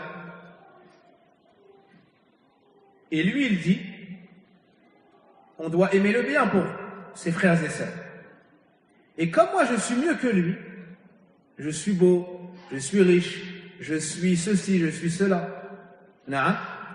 et que le prophète a dit on doit vouloir le bien pour les autres. Alors moi je lui veux moi pour elle et je suis meilleur que lui. Alors je la demande dans sa idda. Alors je vais voir sa famille dans sa idda. Est-ce que ça c'est possible ou pas? C'est haram. Et c'est une hila shaytaniya qui a ashab al-sabt. Parmi celles qu'il est interdit de demander en mariage, al-makhtuba, celle qui a déjà été demandée en mariage par ton frère fillah, et certains ont dit tout simplement, celle qui a été demandée en mariage, point. Le prophète alayhi salatu wassalam a dit la yakhtubu ala khitbati akhi. La yukhtabu ala khitbati akhi. Il n'est pas permis de demander en mariage celle que son frère a demandé. Celle que son frère, c'est-à-dire son frère fillah, son frère en islam, pas forcément son frère de sang. Le prophète alayhi salatu wassalam a interdit aux hommes de demander en mariage une femme qui a déjà été demandée en mariage. Est-ce que c'est compris? Il y a telle femme Fatima, bintu Muhammad, et Abdullah la demande en mariage. Par la suite, lui, il va voir Muhammad, le père de Fatima, et il lui demande sa main. Est-ce que ça c'est halal ou c'est haram? Dites-moi. C'est haram. Le prophète alayhi salatu wassalam a interdit de demander une femme en mariage alors qu'elle l'a déjà été demandée en mariage. Alors qu'elle a déjà été demandée en mariage. Ce hadith est rapporté par Al-Bukhari. Ainsi que Muslim rahmatullahi alayhima, selon qui? Abu Huraira. C'est le hadith, c'est un des hadiths qui ont la chaîne de transmission la plus authentique qui soit, rapporté par le plus grand rapporteur de hadith de l'islam. Et la cause est évidente. C'est pour éviter les grandes dissensions, l'animosité, l'inimitié, la haine qui peut découler de cette action-là. Subhanallah. Chez certaines personnes, si elles achètent une nouvelle voiture ou des nouvelles baskets, on va aller moins haut, des nouvelles baskets. Wallahi, si tu achètes les mêmes baskets que lui, ça lui fait un truc dans le cœur. Subhanallah. Naam, subhanallah. Il achète des baskets. Naam, des belles baskets, kada. Et toi, allez, tu dis, masha'Allah, tu les as achetées où? Je me souviens plus. Comment ça, tu te souviens plus? Je viens d'acheter des baskets. Il veut pas dire où il a acheté ses baskets parce qu'il veut pas que tu marches avec les mêmes. S'il en est ainsi pour ceux dans quoi il rentre ses pieds, hein, ceux sur quoi il marche, sur le sol, qu'il pleuve, qu'il vente, qu'il neige, que pensez-vous de l'épouse? Hein? Il a penché vers une femme et lui, il vient après, il la demande. Sans aucun doute, ça va développer la haine dans son cœur. Hein? Sans aucun doute, ça va développer la haine dans son cœur. Ça va être une fitna. Certaines personnes peuvent se battre pour cela. Et ils se sont battus pour cela. Certaines personnes peuvent se combattre pour cela. Peuvent sortir des armes pour cela. On a déjà vu des gens se battre pour des femmes dans le haram et dans le halal. Naam. Wallahu al-musta'an. Et le prophète, comme a dit le prophète, il n'a pas laissé de fitna plus nuisible à l'homme après sa mort que la femme. Il y a la plus grande tentation, c'est la femme, sans aucun doute.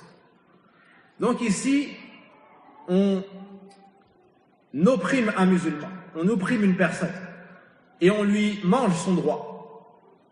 Son droit, c'est d'attendre la réponse. On doit attendre la réponse. Si elle a dit oui, on n'a plus le droit de faire mention de cette fille. Et si la famille a dit non, à ce moment-là, on a le droit de la demander. Dans quel cas, la personne a le droit malgré tout de demander cette femme en mariage?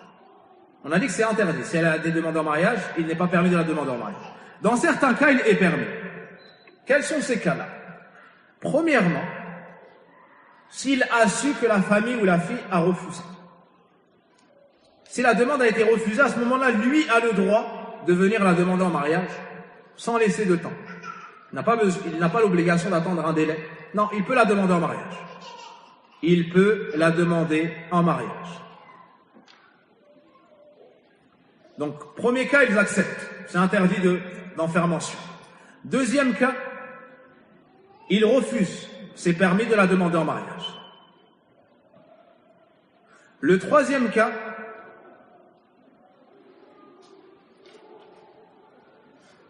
il la demande en mariage. Abdullah la demande en mariage. Et Abdurrahman va voir Abdullah. Et il lui dit, Ya Abdallah, Wallahi cette femme, je l'aime. Wallahi cette femme, depuis qu'on a 12 ans, je me suis dit, un jour je l'épouserai au Canada, il m'est parvenu que tu la demandes en mariage. Est-ce que c'est vrai, Ya Abdallah? Est-ce que tu es prêt à mettre un poignard dans mon cœur, Ya Abdallah? Et Abdallah, il lui dit, oui, c'est vrai, je l'ai demandé en mariage. S'il te plaît, Abdallah, permets-moi de demander ça. Abdallah, il dit, Khair, Inch'Allah. Si elle s'est emparée de ton cœur à ce point-là, tafaddal, demande-la.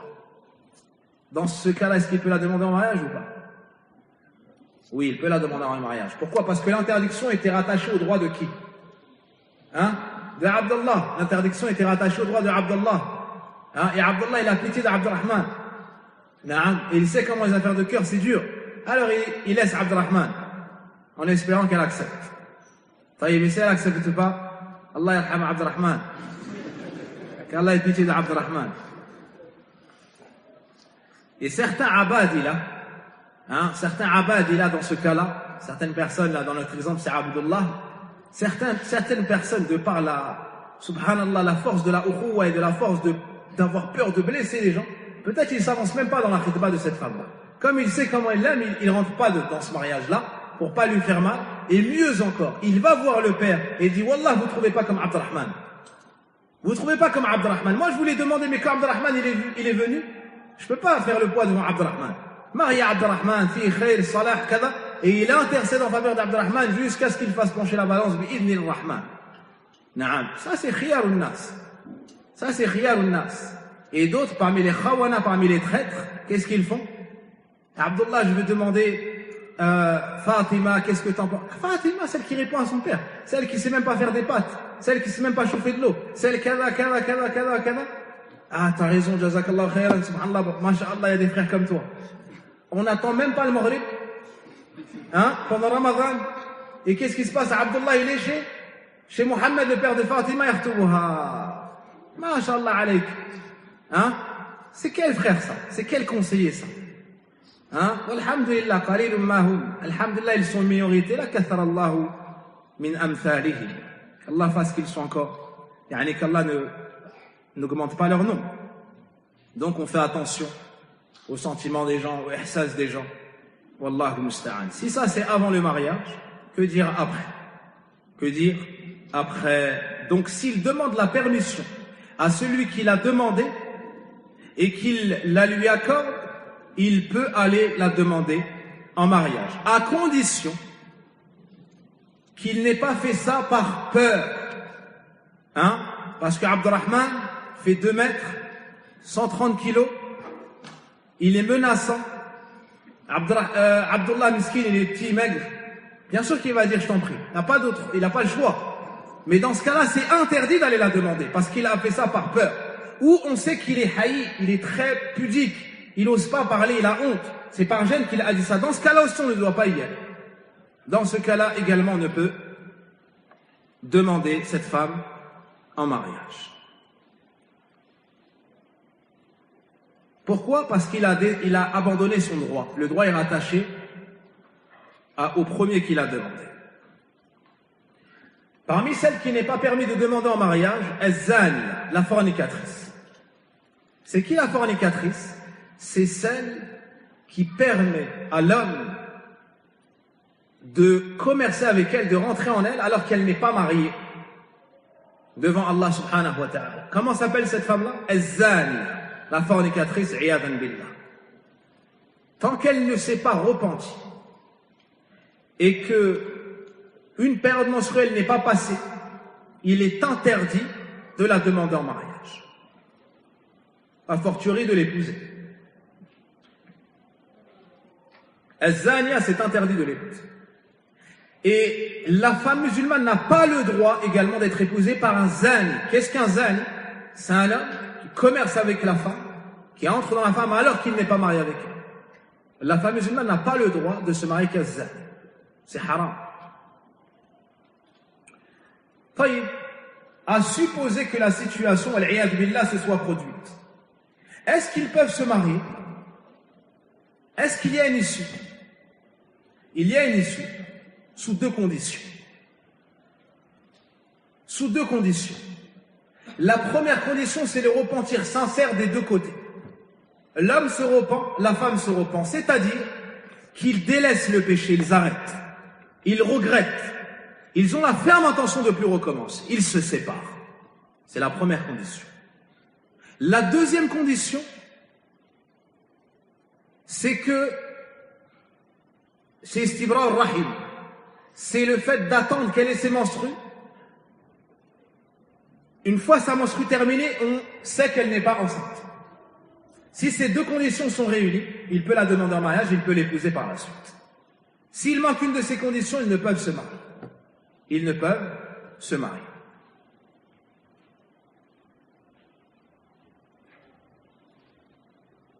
On s'arrête sur cela. Et je vois que lorsque le sujet est le mariage, on peut parler 1h48 sans que les gens bougent. Allahu Akbar. هل جلسنا مثل هذه الجلسة في قضية العقيدة والتوحيد في معرفة النبي صلى الله عليه وسلم وأركان الإسلام والإيمان والإحسان.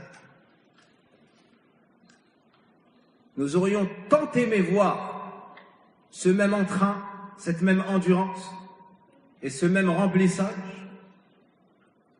lorsque le sujet traité est la bonne croyance, lorsque le sujet traité est la connaissance d'Allah, lorsque le sujet est al-tawhid, lorsque le sujet est la connaissance du prophète Mohammed sallallahu alayhi wa sallam. Walhamdulillah, wa fi kullin khayr.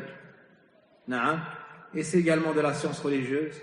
Et je ne vous accuse pas en cela, c'est juste pour vous montrer l'importance du tawhid et de l'aqidah et montrer comment est-ce que l'homme a comme sujet, est attiré par ce sujet-là. Masha'Allah. نسأل الله سبحانه وتعالى بمنه وكرمه علما نافعا ورزقا طيبا وعملا متقبلا ونسأله تبارك وتعالى وهو الجواد الكريم أن يمن علينا بزوجات صالحة وبذرية طيبة وأن يغفر لنا ذنوبنا. اللهم يا حي يا قيوم برحمتك نستغيث أصلح شأننا كله ولا تكلنا إلى أنفسنا طرفة عين. ربنا آتنا في الدنيا حسنة وفي الآخرة حسنة وقنا عذاب النار. اللهم اصلح بيوت المسلمين، اللهم اصلح بيوت المسلمين، اللهم اصلح بيوت المسلمين. اللهم اصلح الأزواج والزوجات، الآباء والأبناء. سبحانك اللهم وبحمدك أشهد أن لا إله إلا أنت أستغفرك وأتوب إليك والحمد لله رب العالمين. La semaine prochaine, Inch'Allah Ta'ala, nous étudierons celui qu'il convient d'accepter, celui duquel il convient d'accepter la demande en mariage. Là, on a parlé pour les femmes, on parlera pour les hommes. Puis on mentionnera, Inch'Allah Ta'ala, les piliers du mariage. ses conditions et comment se déroule le mariage en islam.